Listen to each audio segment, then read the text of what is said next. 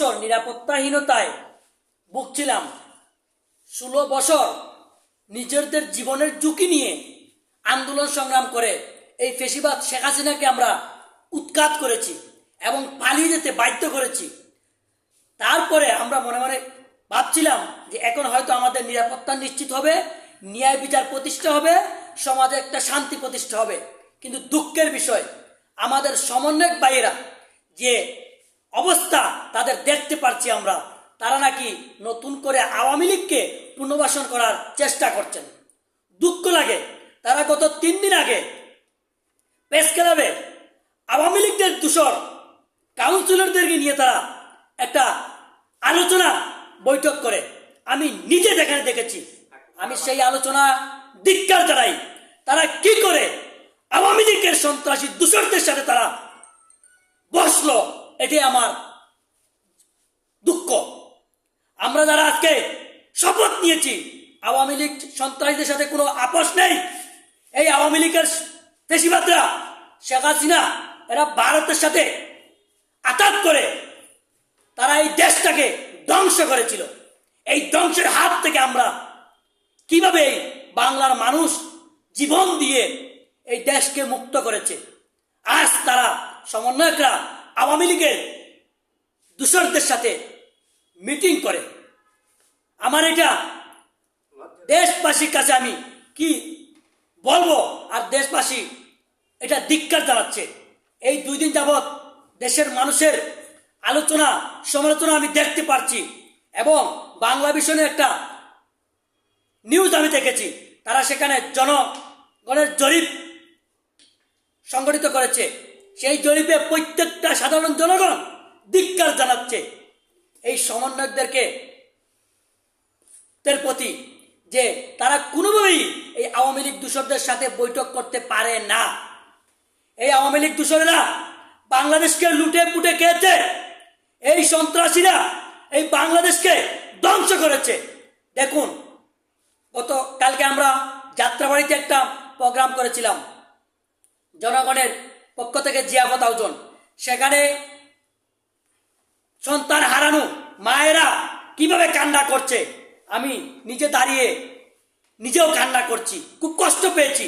এই শেখ হাসিনা কিভাবে গুলি করে নির্মমভাবে আমাদের ছাত্র ভাইদেরকে হত্যা করেছে, এটা পুরো পৃথিবীর মানুষ দেখেছে। কি নির্মম নির্যাতন চালিয়েছে শেখ হাসিনার পুলিশ বাহিনী, তারা চোখ বন্ধ করে গুলি চালিয়েছে। এই হত্যাযজ্ঞের মধ্যে দিয়ে এই ফেসিবাদকে পতন করেছে এই বাংলার মানুষ। আজকে নাকি সমন্বয়করা তারা কি করতে চায়, তারা আওয়ামী লীগের দূষরদেরকে পুনর্বাসন করতে চায়। এই তারা কি বলছে, তারা বলছে নাকি এরা বিএনপি এবং জামাতের পক্ষে এবং আওয়ামী লীগের বিরুদ্ধে আন্দোলন করেছে, তারা কোনো সময়ই আওয়ামী লীগের পক্ষে ছিল না। আরে ভাই, আওয়ামী লীগের পক্ষে ছিল না 18 সাল, 14 সাল, 24 সালে যেই নির্বাচন করেছে, প্রত্যেকটা নির্বাচন অবৈধ নির্বাচন। এই অবৈধ নির্বাচনে যারাই নির্বাচন করেছে তারা প্রত্যেক প্রার্থী অবৈধ। তাহলে এই অবৈধ প্রার্থীদেরকে অবৈধ নির্বাচনের মাধ্যমে যারা নির্বাচিত হয়েছেন তাদেরকে কিভাবে আপনারা পুনর্বাসন করার কথা বলেন? প্রশ্নই আসে না। কারণ যেহেতু প্রত্যেকটা নির্বাচন অবৈধ, প্রত্যেকটা নির্বাচিত সদস্য অবৈধ। বাংলাদেশে কেউ 3টি নির্বাচনকে বৈধতা দিয়েছে? কোন আদালত বৈধতা দিয়েছে? যদি বৈধতা না দেয় তাহলে আপনারা সমন্বয়করা কিভাবে, কি করে, কি মাথা, কি মেধা নিয়ে আপনারা এই অবৈধ নির্বাচনের অবৈধ কাউন্সিলর প্রার্থীদেরকে আপনারা আবার পুনর্বাসন করার চেষ্টা করেন? এটা আমার মাথায় আসে না। প্রিয় আমার বন্ধুগণ, প্রিয় আমার দেশবাসী, আজকে আমরা নিরাপত্তাহীনতায় ভুগছি। এখনো আপনারা জানেন বহু সমন্বয়ককে গুপ্ত হত্যা চালিয়েছে।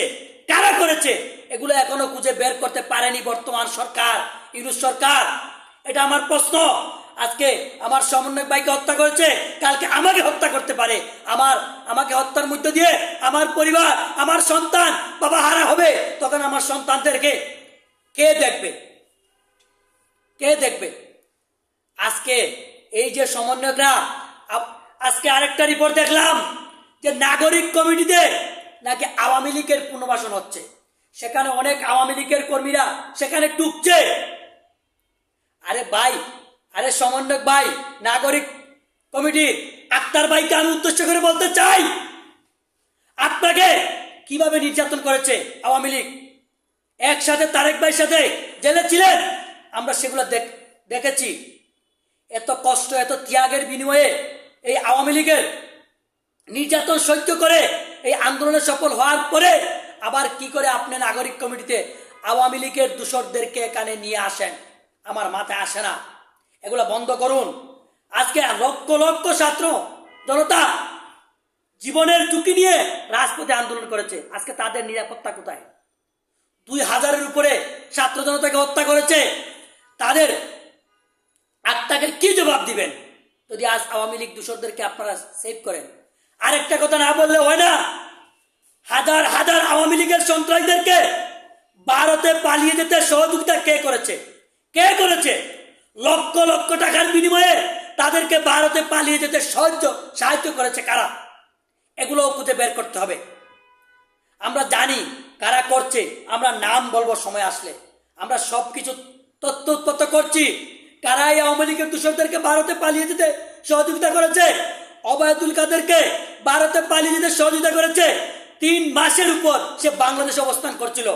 বাংলাদেশের গোয়েন্দা কি কাজ করছে বসে বসে?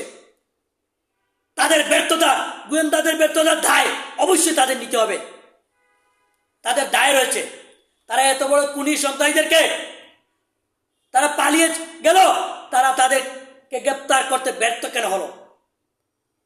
এটার জবাব চাই গোয়েন্দাদের কাছে। প্রিয় বন্ধুগণ, আজকে খুব দুঃখ লাগে। আজকে রাস্তাঘাটে চলাফেরা করছি, আমি নিরাপদ না। আমাকে বহুবার হুমকি দেওয়া হয়েছে, আমার কাছে রেকর্ড রয়েছে। আমাকে নাকি টুকরো টুকরো করে আমার লাশ রান্না করে খাবে, এরকমের তার হুমকি আমাকে দেওয়া হচ্ছে। এভাবে বহু যারা আওয়ামী লীগের বিরুদ্ধে লড়াই সংগ্রাম করেছে তাদেরকে হত্যা হুমকি দেওয়া হচ্ছে।